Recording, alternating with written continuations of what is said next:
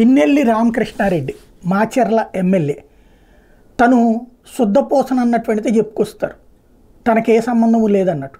తాజాగా తను ఓపెన్గా ఏదైతే బ్యాలెట్ బాక్స్ని తీసి ధ్వంసం చేసిన, అంటే ఈవీఎంని తీసి ధ్వంసం చేసినటువంటి విజువల్స్ వైరల్ అయినాయి. అయితే ఆయన్ని మాత్రం అరెస్ట్ చేయలేదు.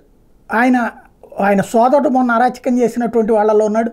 మొదటి రోజున వైసీపీ వాళ్ళ మీద టీడీపీ వాళ్ళు దాడులు చేస్తారు, రెండో రోజు టీడీపీ వాళ్ళ మీద వైసీపీ వాళ్ళు వెళ్ళి దాడులు చేశారు. ఆ దాడులకు సంబంధించి తన సోదరుడే ఉన్నాడు.